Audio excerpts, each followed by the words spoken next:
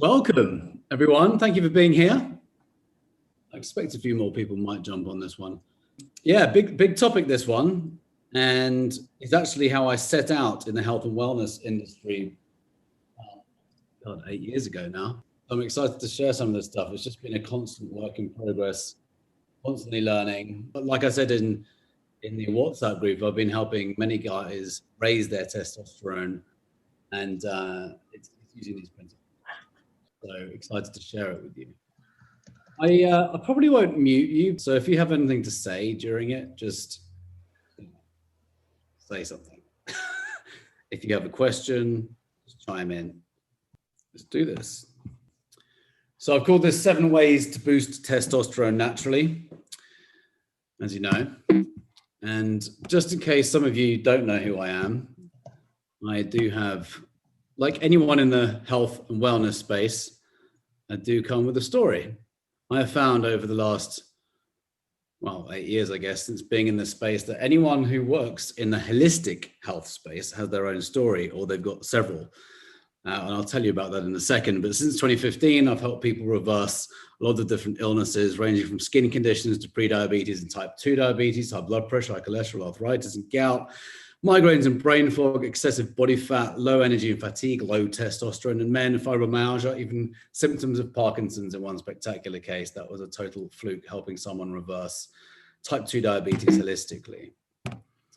And I do come with my own personal story. I had pretty bad eczema for about 30 years from a very, very young age. And I'd always wear these white gloves going to bed. I'd get teased at school.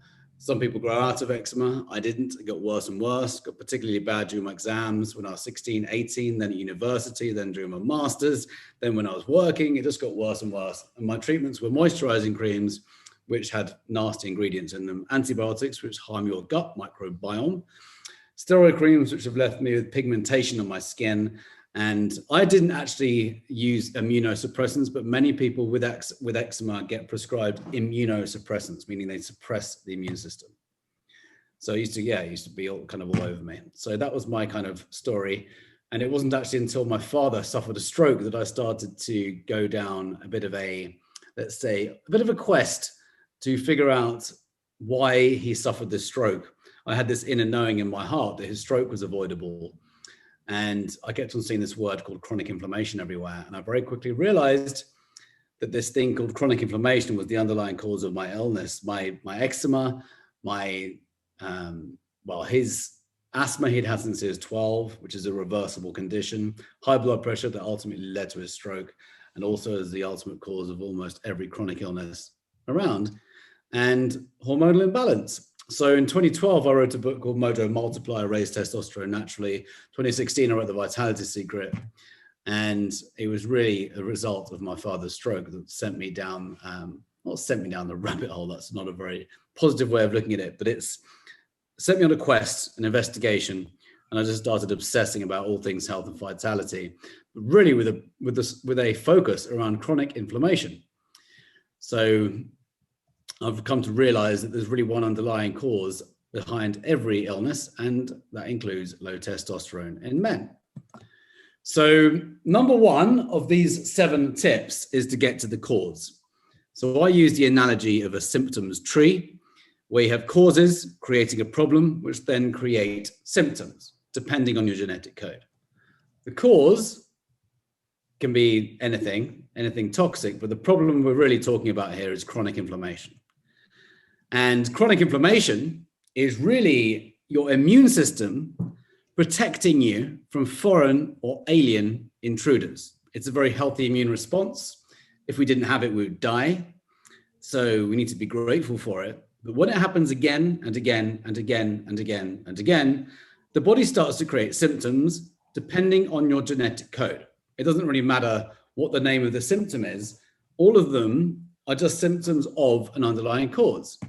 So for me, that was eczema, someone else asthma, someone else arthritis, IBS, depression, gout, psoriasis, type 2 diabetes, autoimmune conditions, heart disease, and the big one, cancer.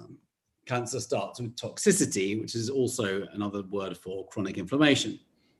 So all of these conditions, all of these symptoms are what I guess the current industry, the medical industry, would call illnesses and diseases. But really, I see them as chronic symptoms of an underlying cause. And of course, that means hormonal imbalance as well, and low testosterone in men, and also hormonal imbalance in women as well. So chronic inflammation. Isn't it also like a main cause of like most of the pain that we're experiencing? It's usually associated with inflammation as well. Yeah, totally. Thank you for saying that. Yeah, it's if someone has chronic pain, like fibromyalgia or chronic pain, that can absolutely be a result of inflammation. And one thing I didn't mention here, but it's kind of it here on this slide under trauma, inflammation can happen from a physical threat and or a perceived threat. So if we are stressed chronically, the body can get inflamed. And stress is really a code word for fear. And a lot of people are living on this kind of fight or flight, this moderate fight or flight state, where back in ancestral times, we'd be escaping a saber-toothed tiger and be on high alert. And the body does all of the things it needs to keep us safe during that time. And it drains the blood away from the gut into our extremities. We start pumping adrenaline and cortisol. We go into high alert. And it's amazing to get us out of trouble. But what happens in a day-to-day life in our kind of current Western world with hyper distraction is we tend to be living by the hormones of stress. And then that can create inflammation and any of these symptoms and pain. And when we store trauma and we store, which is also called trapped emotions, another word for trauma is trapped energy, electromagnetic energy. And if we're a walking, talking, breathing human, we've all got stored trauma, we've all got trapped emotions. So all of those things can lead to inflammation and pain, absolutely. I'll move on. Examples of toxins, food. I put food in quotation marks because probably about 80% of what's in supermarkets shouldn't be called food at all. And then there's trapped emotions, which I just talked about. Environment, that's a big one that I'll talk about in a second, but it's such a big topic with what we're discussing today. Environmental toxins, xenoestrogens, hormone disrupting chemicals, stress, I just talked about. All of those things create that thing called inflammation. And it really is the underlying cause of all of these different conditions. Neil, what do you think are the biggest villains as far as causing this? You mentioned environmental estrogens and that kind of stuff, you know, BPAs and bottling, those kinds of things. But what do you think are the biggest causes of environmental things that contribute to inflammation? Good question, and I'm about to answer it in the next few slides. So hopefully I'll have answered that question in about 3 minutes. And if I don't, stop me again. So that's inflammation. The old way of doing health, looking after our health is we get some kind of symptom, some kind of illness, we go to the doctor, we take some drugs, but then we get more sick. And then we go back to the doctor to get more drugs. And it's not unusual to be in a whole cocktail of medications until the day we die. So the more drugs that we take, we start to wave goodbye to our vibrancy and our vitality. And then we're, of course, going to affect our levels of energy, our testosterone, hormones go out of balance. And it's not unusual for people to be yo-yo dieting for years, even decades, hormones going all over the place. And there could be over-exercising or excessive exercising. Believe it or not, too much cardio can actually drop testosterone. And then we'd count calories and choose low-fat diets. That's actually harmful to your brain and testosterone, going on low-fat diets. Other things might be you watch the news, worse still, you believe it, and then you allow it to cause stress and trigger the nocebo effect, which I'll address shortly. So the new way is you get a symptom. It might be low energy. It might be testosterone. It might be a skin challenge. You see it as a messenger. You then do a bit of reverse engineering, find out where it's coming from, and then you get rid of it or bring the body back to balance, and then you can live a life rich in vitality. That's the new way of doing things. Get to the cause, heal the body, be symptom free. I'm not going to go through that slide because of time. All of these things can trigger inflammation. Toxins, stress, insulin resistance, that's excessive exposure to the hormone insulin, typically as a result of too many inflammatory products, but particularly sugar and high glycemic products and fake foods, lack of physical activity or excessive exercise, insufficient What's glycemic? Does that mean sugar? Glycemic is your, the glycemic index is an index which measures your blood level response or your blood response to different food types. It was developed for people with diabetes, for pre-diabetes, type 2 diabetes, type 1 diabetes, and every food type has a different glycemic index. And sugar, forms of sugar are at the highest level here. So that, by the way, doesn't have to just be refined sugar, like white sugar. It can be bread, white bread, pastas. They all break down into sugar very, very quickly. So too much of that can lead to insulin resistance. And then when you're resistant to insulin, you're then type 2 diabetic, or first of all, you're pre-diabetic, then you're type 2 diabetic, both of which can be completely reversed. So bread breaks into sugar, which is bad, but it's also glucose, which is bad. Like any wheat product, beyond just the sugar, why is wheat inflammatory? What? Great question. In America, so there's different arguments for this. So the main one is, in America, it's gone through a process called mutagenesis, where the grain, the wheat grain, has been tampered with by man. Where there used to just be one protein, they've added about 14 different proteins to this wheat grain, so farmers can yield more in less time, which is amazing for the agricultural industry, and it gets food out to the masses quicker. But it's sadly very inflammatory for the gut. And to make matters worse, it's also covered in Roundup, or Roundup Ready wheat grains, or corn. There's also corn as well, which is Roundup Ready corn. But it's what it's covered in whilst it's growing that's also a problem, which Roundup is a form of pesticide. And there's pesticides, fungicides, herbicides, insecticides, all of those things. Anything that ends in acids that's kind of sprayed on our crops is not a good thing. But gluten, particularly in America, is a challenge. One can actually go to Europe. They could go to Italy and they can have pasta or bread and they'll be absolutely fine. And then they go to America and they get bloated and put on weight easily. And they get some kind of symptom very quickly because they consume the wheat in America. So that's one of the main reasons why gluten, or wheat rather, is inflammatory. And you've also got the lectins and the phytates. And the argument with paleo living is you take out the grains because the grains can actually be inflammatory. So they're called nutrient thieves. They prevent the absorption of minerals into your gut. They can tear the gut lining. Not for everyone, but a lot of people can really benefit from going grain-free. But gluten, I would say, is one of the main staple culprits in our modern world, particularly in America.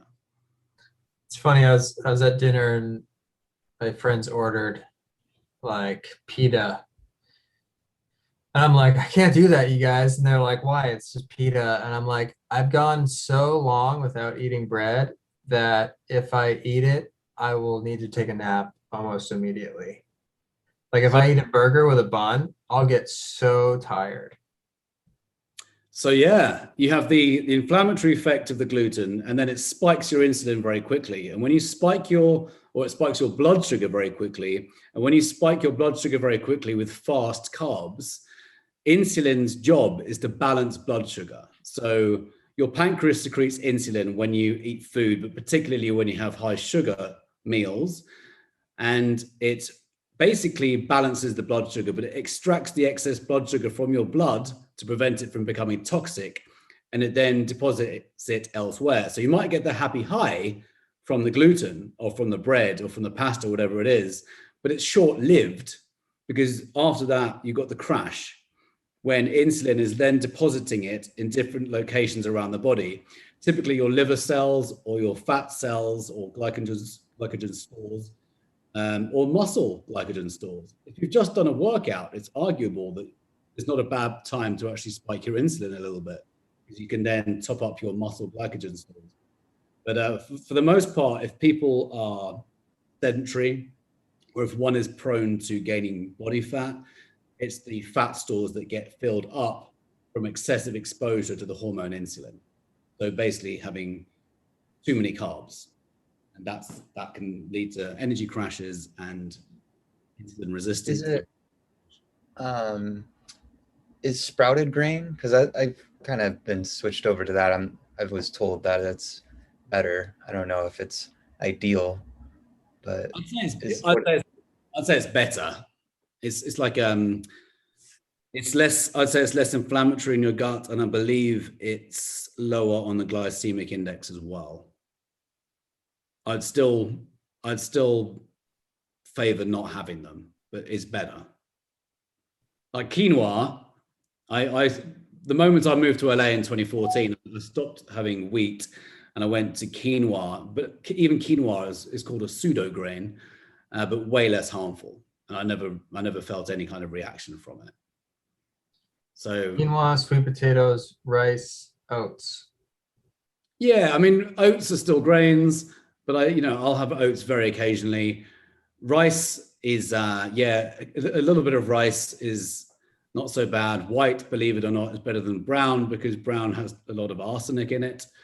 Can be more inflammatory. But yeah, I would favor not having grains, but I know it's a lot for some people, and I'm not even, I'm not 100% grain free myself. But if someone wants to get rapid results, I would favor sweet potatoes, butternut squash, yams. Are you dairy free too? Yeah, for the most part. Yeah. Except for butter. Oh yeah, I do have butter. Yeah, I have a bit of butter because it's basically pure fat, and fat's fine. But for the most part, I haven't had milk for probably eight years or something. Very occasionally, I'll have some cheese. Goat's cheese I favor over normal cheese, but very. And you do all the dairy. You do all the dairy like substitutes. Like I don't almond. Really. Occasionally, because those are all soy. Yeah, exactly. A lot of them are soy. I mean, like the milks, like the cashew cheese and. Oh yeah, almond milk. Yes. And then the yogurts that are, I forget what they're made of. I've had some of them. It's probably just not a regular part of my diet, but I have had all of those things. A lot of just like you said, the vegan cheeses are typically cashew. There's a bit of a joke on one of the, what's it called? On Abbott Kinney, I think it's called Plant Food and Wine. All of the ingredients are made from cashews. All of the different cheeses. But they're not bad. And the milks, very occasionally I'll have like a coconut milk or almond milk or cashew milk. The only thing is, most of the ones that you buy in supermarkets have all these different ingredients in them as well. And a friend of mine here actually makes nut butter. It's not butter, nut milk. And it's so easy. You put nuts in a blender with water and it takes like a minute. So if you can just have some good quality water and nuts, you can make your own nut milk. I would favor that over buying the stuff full of preservatives and stuff in the supermarkets. And then one tricky thing that I find is sunflower oil. But all the oils, like, oh, sure, like here's a dairy-free thing, but it's got canola oil. Like most Trader Joe's products are all made with canola oil. And then even a lot of like almond milks are filled with sunflower oil, which tastes so good. But it's, if it tastes so good, there's gotta be something wrong. Typically, yeah. I was getting like weird, like tingling, like headachy kind of feel. Yeah, exactly. I'm not a fan of most vegetable oils. My go-to in my cupboard now, I have olive oil, I have avocado oil, and coconut oil. Those three I tend to stick to. I cook in coconut, and I have avocado and olive oil on my salads. But just the closer we can get to purity in nature, the better. Some of these hydrogenated or partially hydrogenated oils, if you knew the process that they had to get through, you'd never touch that stuff. They have like a metal catalyst added to them, so they're more stable at room temperature. Yeah. And the slave labor. All the different flavors, yeah. No, the slave labor. That. Also the slave labor, yeah. And that, definitely. So point number 2 to increase testosterone is to just take out, I say just, toxin elimination. The reason we get inflammation and therefore a decrease in testosterone is because of toxins. So from a dietary standpoint, this is one of my favorite quotes: if you don't recognize an ingredient, your body won't either. We've just talked about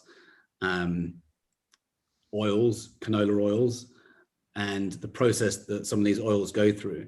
If you look on the back of packets in most, for example, breakfast cereals, it's horrendous. That stuff should not be given to children or adults. So if you don't recognize the ingredient, your body won't either. #inflammation.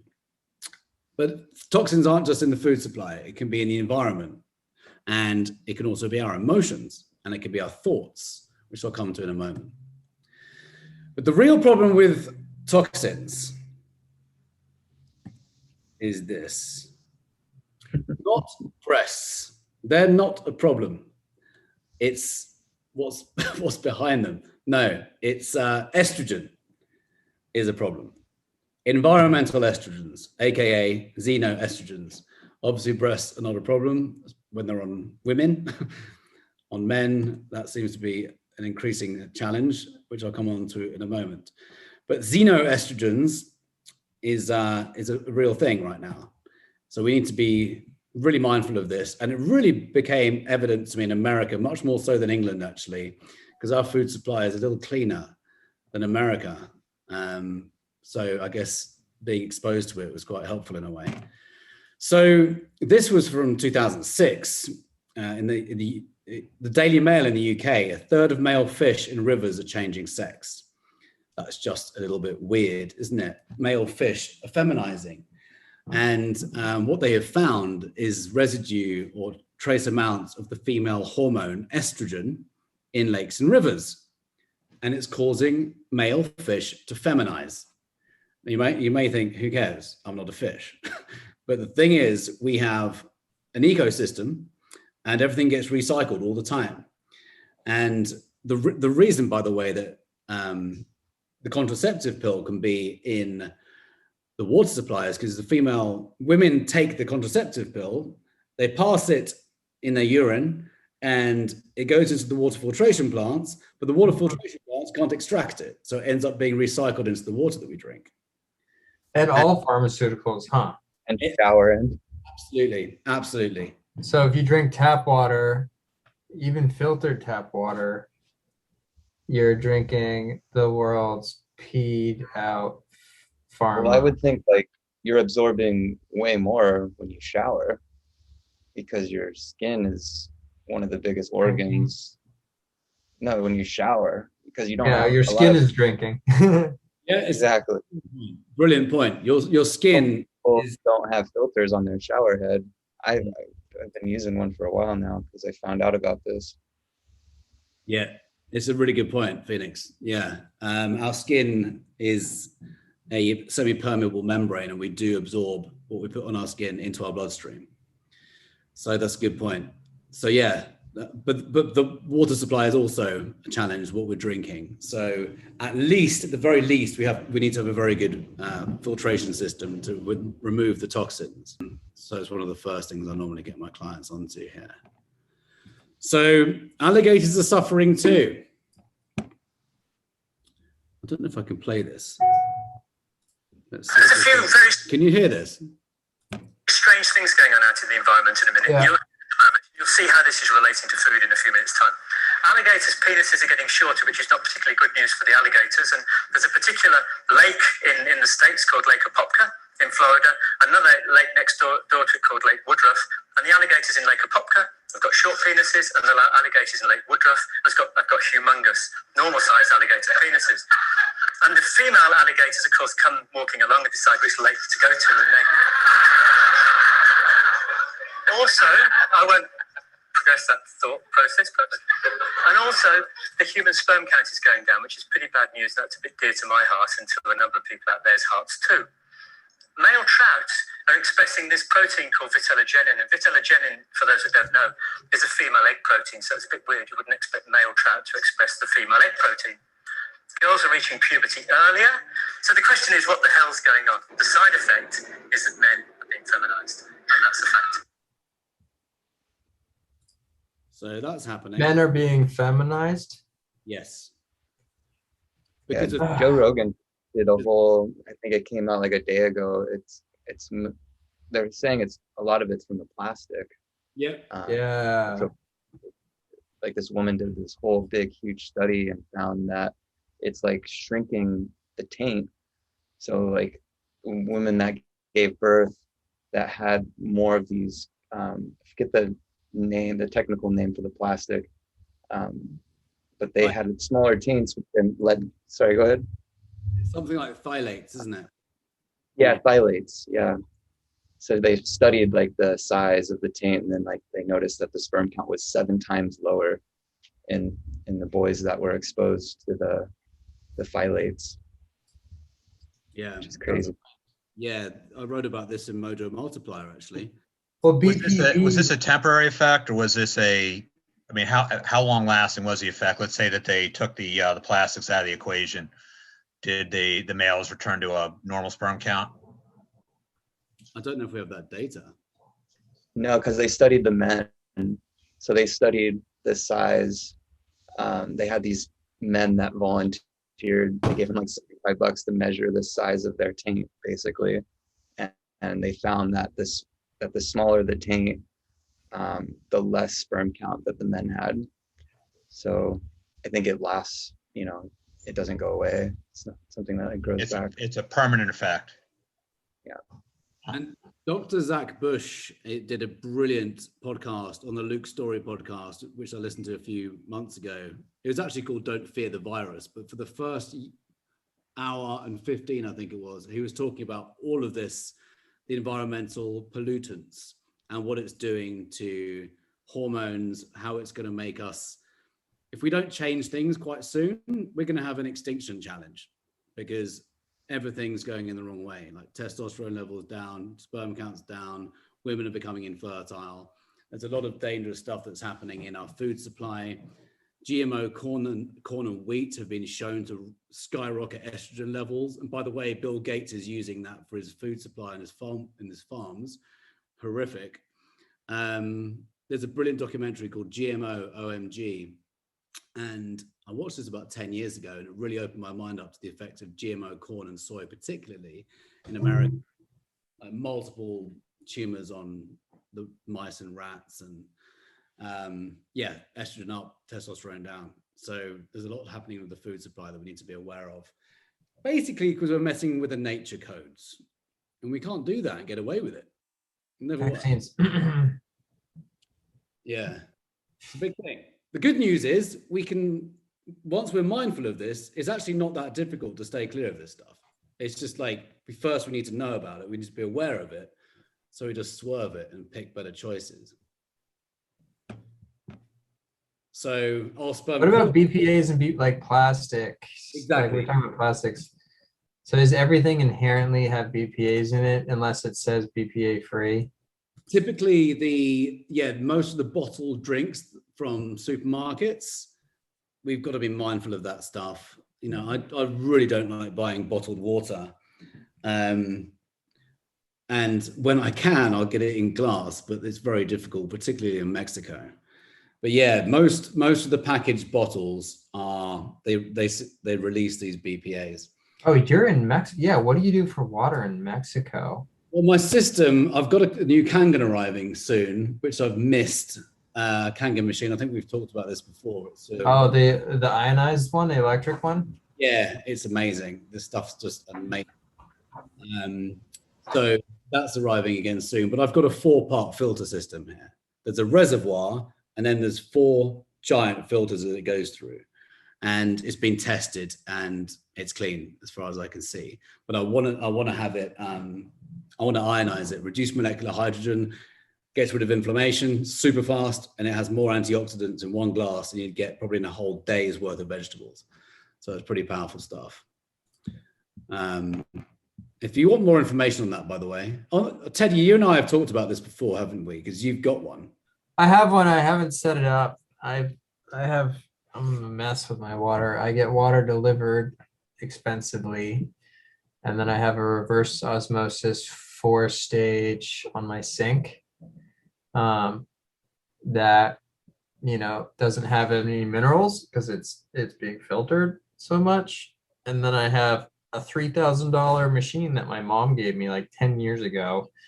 That's an ionizer, but I'm intimidated by setting it up and having another thing on my kitchen counter. And I was also, for me, it's been like, well, do I keep the 4-stage reverse osmosis filter and put that water into the ionizer, or is that overkill? Yeah, maybe a conversation another time. Yeah. Yeah. But for the most part, I've been drinking mineral water shipped directly from the earth. Yeah. Which costs too much in the end. I mean, yeah, it costs a lot. Yeah, I think I know the company I know a few companies that deliver it. It's pretty expensive, but it's obviously good. It's Mountain Valley Water, which now got bought out by Sparkets. Oh, okay. Which they changed a lot of stuff when they got bought out. But Okay. essentially, it was from a spring in San Diego. Nice. Anyway, my whole worry personally, and this is off topic, but just acidity. Yeah. Like if I eat meat and if I eat carbs and if I drink soda water and if I do coffee, am I just like staying acidic all day? I mean, the opposite of that would be minerals, right? The opposite of acidity is essentially minerals. Alkaline. Alkaline, yeah. So that's another reason why this Kangen or reduced molecular hydrogen water is really good, because it alkalizes the body. So yeah. But couldn't you just use like baking soda if you wanted really or lemon juice or apple cider vinegar? Lemon juice is a good one as well. I often accompany, or before my coffee, I'll have a hot water and lemon, or a normal water with lemon, to kind of attempt to counteract the acidic effect of coffee. But another coffee hack is having, for a less acidic effect, to have it not to have it on an empty stomach, and also cold brew coffee. Yeah. There's virtually no acidic effect to that, which is quite cool. Virtually no acidic effect. Yeah, I used to be obsessed with cold brew. Yeah. But the funny thing is I would drink cold brew every day, and it would be like 6-to-1 ratio of a coffee. Like it'd be so strong, and I had knee problems for a year. And I would stretch and I would get massages and I would roll out my knee, and I couldn't figure out why the fuck my knee was hurting so bad. And then I realized it was the coffee that was inflaming my joints, I guess. That's nuts. I mean, isn't that crazy? Pretty acute reaction, and well done for figuring it out. It took me a fucking year to figure it out. It took me a year. It drove me crazy. I was getting physical therapy. I'm like, why the fuck is my knee fucked up? I couldn't drive without it hurting. Damn.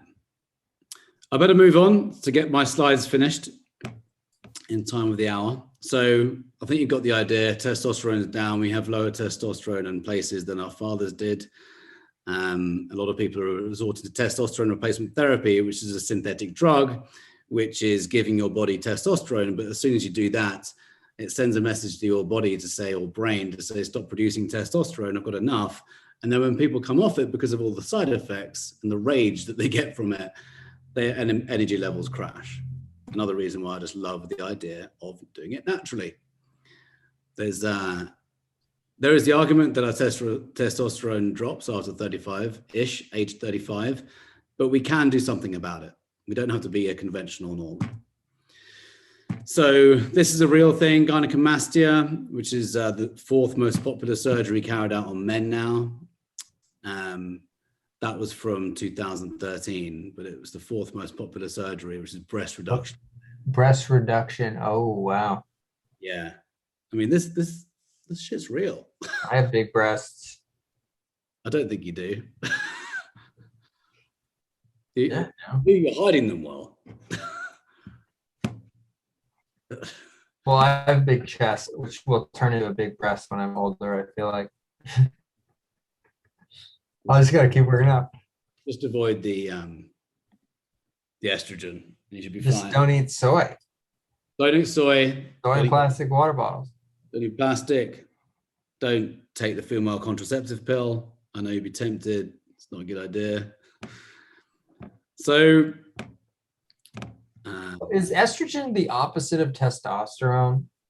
I wouldn't say it's the opposite, but it's the dominant female hormone. So testosterone is the dominant male hormone, but we both men and women have both hormones. It's just for women, the dominant is estrogen. For men, the dominant is testosterone, but we need estrogen. They need testosterone.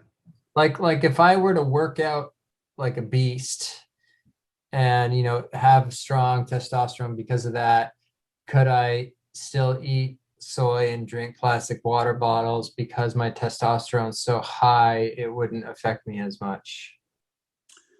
That's a very good question. I think there's argument to say there's only so much exercise will do. You could be lifting weights, which is amazing for building testosterone, by the way. But there's a saying that says you can't out-exercise a bad diet.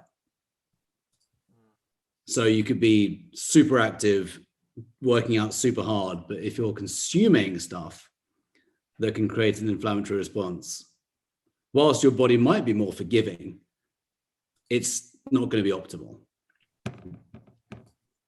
It's interesting. When I exercise, I feel like I can drink soda. Like soda water is my vice in the sense that it's acidic. But if I don't exercise and drink soda water, I feel like shit. But if I exercise, I feel like I'm able to drink more soda water. Like, does exercising increase alkalinity in a way? Or maybe it's just some kind of resilience. It could be a mental thing. It could be a resilience thing. You're getting more oxygen in your body, which is going to alkalize you as well. So there's probably a few things going on there because you feel more resilient. The more oxygen there is, the more active we are, the more resilient we get typically. Oh, the more oxygen. No, Wim Hof. Now you're good. I better move on because we're approaching. Yeah, sorry, I'm hijacking. All good.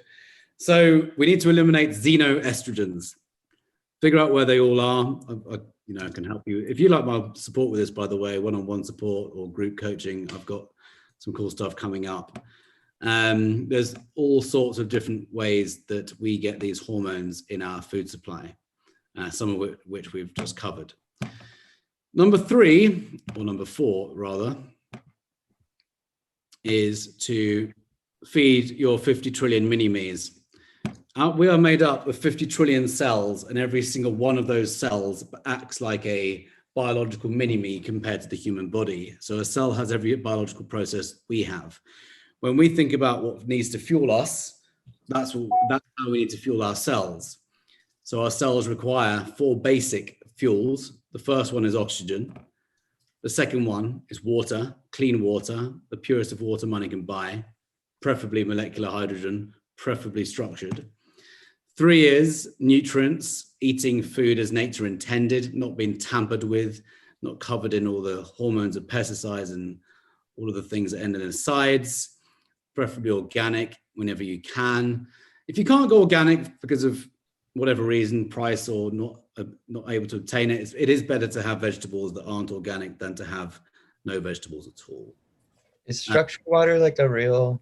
I wanted to catch you before you moved on, because you mentioned structured water. I guess it just seems really gimmicky to me. I don't know if there's ever been like actual study on. Are you familiar with Dr. Emoto? Yeah, we had this talk last week. I think that was us. Yeah, so there is science behind it, and he's not the only one who's done these experiments. Well, I understand like the thoughts and like to me that makes more sense, but I guess these really expensive units that just kind of spin water, you know, that just seems gimmicky to me. I don't know if that's have they tested. I guess the only way to trust them is to see their tests and see the validity of the test that they use. I've got a device called the Somavedic, which protects protects the home from electromagnetic frequency.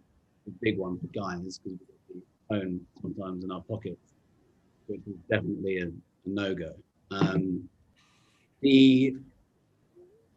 This device called the Somavedic not only harmonizes the radiation in the home, but it actually structures water. So you can put your water next to this device and it structures it within about 10 minutes. Oh, I haven't heard of this one. Yeah. Yeah, it's called Somavedic. I can send a link after this if you like in the metal group. Grab it for you right now, actually. 2 seconds. Yeah, if you want to just drop it in the chat, I can. Yeah, I'm fascinated with water. We were talking about the blue bottle. I think that was you on the same line with me and Mark. No, it actually wasn't you. I got into this talk last Saturday with Mark. And Arnaud, you and I, Phoenix, were talking about it. I thought it was really interesting. And I've been looking at that medical paper for how water takes structure based on the vibrations it gets, or even like you were saying, emotions. It's interesting stuff. Yeah, well, apparently Neil has because the thing I thought that I was bringing up was it was more like a filtered device where the water passes through it and then it spins it in a certain way that's supposed to restructure the water. But apparently there's a different kind of device here that I've got. I saw these guys talk in the London biohacking event a few years ago, Somavedic, and they originally created this device to protect people in geopathic zones. Can you see my screen, by the way? Yeah. You can see the device. So I've got an interview here, and this was originally created to protect people in geopathic zones, which is where there were underground rivers and over tectonic plates where there's natural radiation happening. And this device was originally designed to protect those areas. And then I think it was in 2011, they realized that it also helped people to be protected from electromagnetic field radiation. So it's a cool, if you want to listen to that interview, I'll share the link right now in the Zoom. It's a really good device. I have one. And if you use Vitality, by the way, you can get 10% off. It's my code. So let's move on. Yeah, I'm afraid of EMFs. I'm a smart home kind of guy, so I'm literally surrounded by Wi-Fi devices. Yeah, EMFs are a real thing. They've known about the electromagnetic effects of radiation since the 40s, and the DIA, when it was around, the Defense Intelligence Agency launched a report. I've got it on my site. I think it was in 1972. Biological effects of electromagnetic radiation. And there's also a book called The Invisible Rainbow, written by a guy called Arthur Furstenberg, who was cited, and the comments, by the way, and the reviews of this site are brilliant. They're all by PhDs, very qualified people. Preceding every pandemic in history, preceding every pandemic going back 220 years was an increase in electromagnetic radiation. So we have a few things going on at once at the moment. We have immunosuppression and we have a virus. A lot of people suffer when they shouldn't be suffering from a virus. Most people just bat it very easily. A lot of people aren't. And I think one of the reasons for this is because of electromagnetic exposure. We've just gone from 4G to 5G, which is a massive increase in frequency. And anyone who says that's not a thing or it's a conspiracy theory, they just don't understand. They don't understand. We are the body electric. I have, by the way, my own immune system crashed in 2017, which is why I got onto this subject. And I couldn't shake off a cold. It was a very minor cold. It was just annoying though. And I went to go and see a kinesiologist, and he tested me, and he said within about 10, 15 minutes that 3 teeth on the side of my mouth where I used to hold my phone had polarized. And he said, and I had no idea what he meant because it was new to me back then. He said, your teeth act like circuit breakers. And since I've really read it, I did not mean to do that. Just hit my other keyboard. Since I've got the book called The Body Electric, Healing is Voltage, which is about the body electric. And Dr. Jerry Tennant confirms the same thing. Our teeth act like circuit breakers, and every other circuit in the body, or every electrical circuit in the body, is wired, if you like, through the teeth. So we have different organs on different circuits. And again, each of those circuits acts independently, although they borrow charge off each other. They're wired up like Tesla circuits, apparently. So our teeth act like circuit breakers. Our cells are negatively charged. To be specific, between -20 and -25 millivolts to have healthy cells throughout the body, which make up every muscle, bone, tissue, every part of the body. And what happened with my teeth is the polarity had flipped from a negative charge to a positive charge. And he could measure this.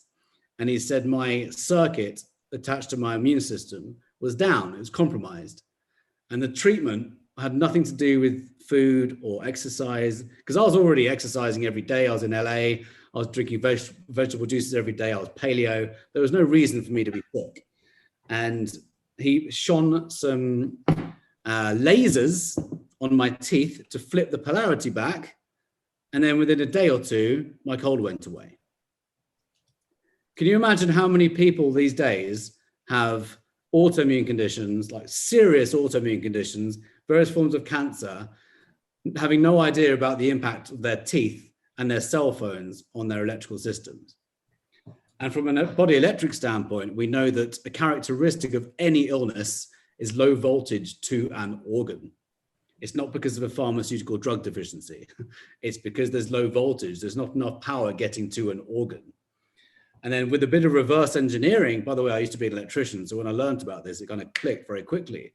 But if a circuit goes down, there's always a reason for a circuit to go down. It just doesn't happen for no reason.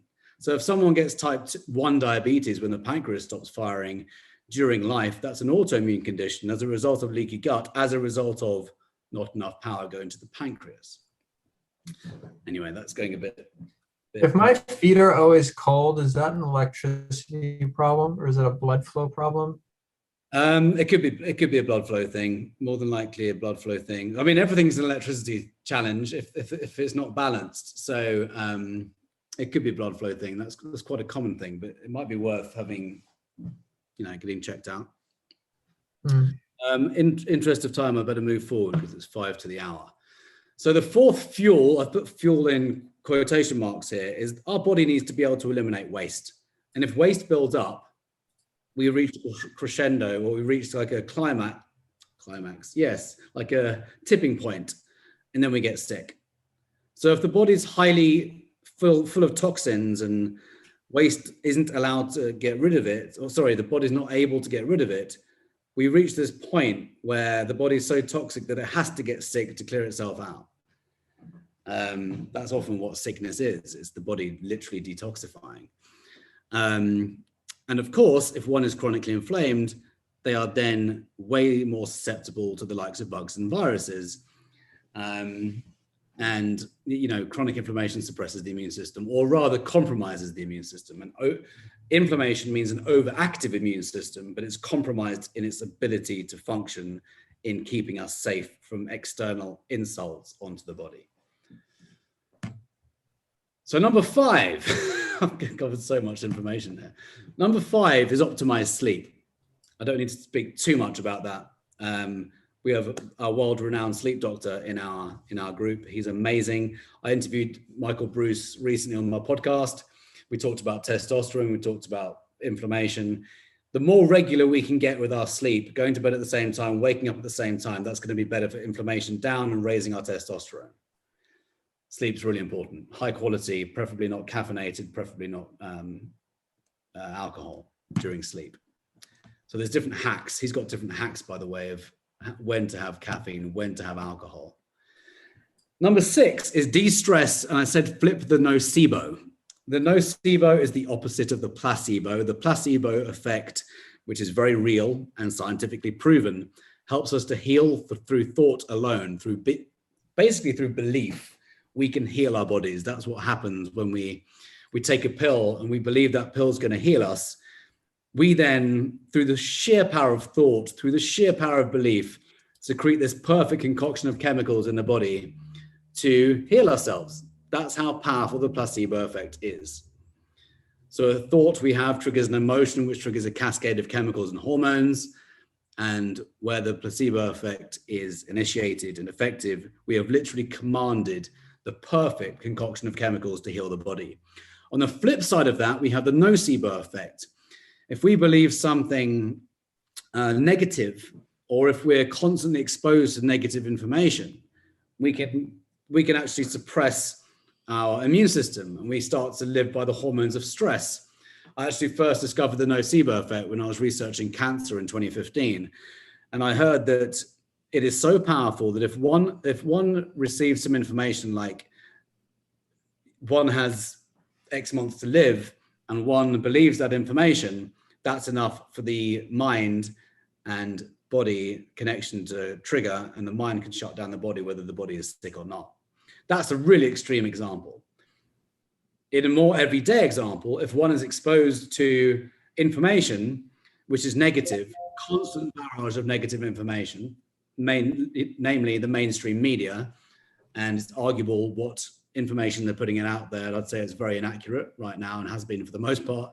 Since I've been in health and wellness, I've not seen anything useful in mainstream media when it comes to health, when it comes to disease. It's all of it is steered towards pharmaceuticals, chemo, radiosurgery, and most forms of natural treatment are either suppressed or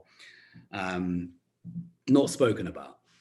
So I've put in that meme, smells like bullshit. Oh, it's the mainstream media. One way of not subjecting ourselves to the nocebo effect is to really limit exposure to negative information, particularly when it's not even true. The final one is to create harmony in your body. I just realized I'm missing an actual slide there, and there's meant to be one that talked about the phone in your pocket, and move the phone away from the pocket. Protect your gentleman vegetables from your phone, or get some kind of protective device. On the same website, by the way, there's on my website, there's a device called Omnia, which can protect you from electromagnetic radiation, and it can also harmonize, believe it or not. So you therefore don't get injured by cell phone. And it apparently can structure water. He's actually done some experiments to structure the water with a device on your phone. So that's pretty cool. Called the Namia? Omnia is actually on my website as well. Let me find it. What's your website? It's vitalitysecret.com. And if you go to /EMFs, it's got Omnia. On this website, I'm about to share with you the URL. There's videos of what happens to our blood when exposed to cell phone radiation and smart meters. Do you have smart meters in America? If you've got 2 seconds, I'll share one video with you. This one is really an eye-opener. And there's one on cell phone radiation. 1 foot in front of the smart meter. And in every single case, the human energy field was obliterated as they stood in front of the smart meter. So in our first slides, what we see is normal cells, and the structure of the cells is intact and sound. Sample 1, you can see a lot of degradation in the cells. The cell walls have been broken, and you see changes in the cells, which are called mycoplasma. It shows a mutation to the cell.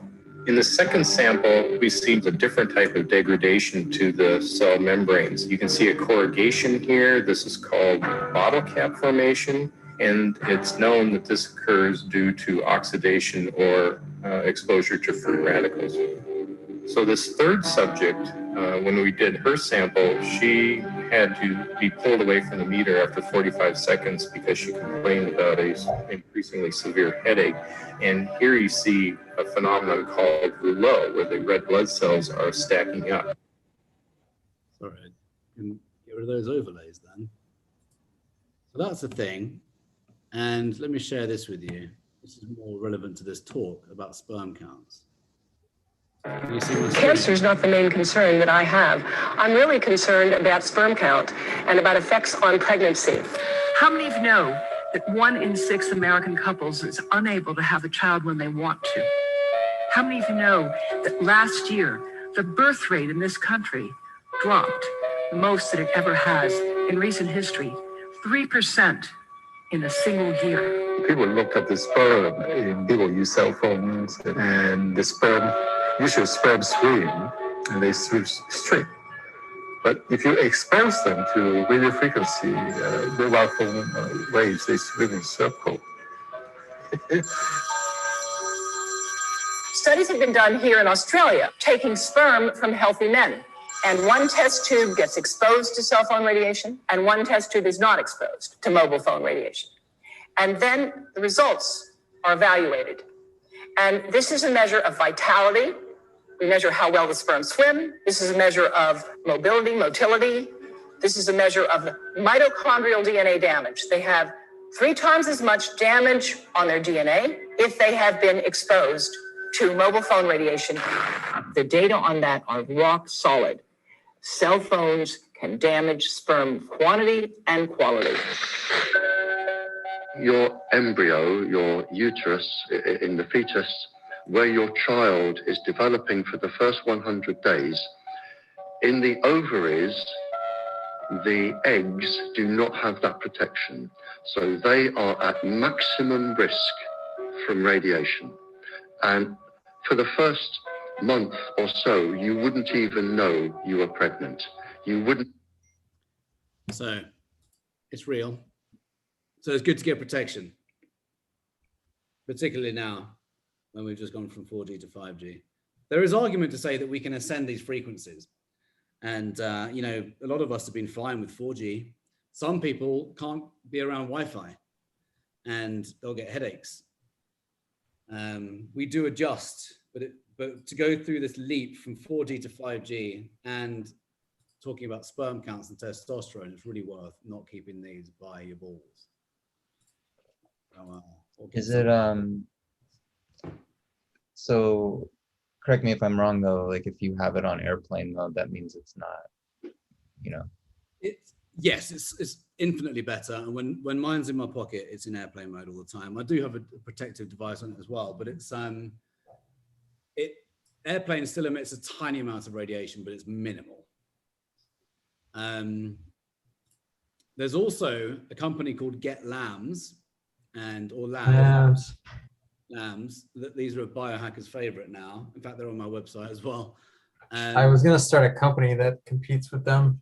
So that's the end of my presentation. Hope you found that useful. I am actually launching a brand new program on Monday week called the Vital Man Code, an 8-week group coaching. I want to be doing less one-on-one now and doing more group. But it starts on the 3rd of May and it's 8 pillars of vitality over 8 weeks. It's the same protocol that I follow with my private clients, but one to many, if any of you are interested in that.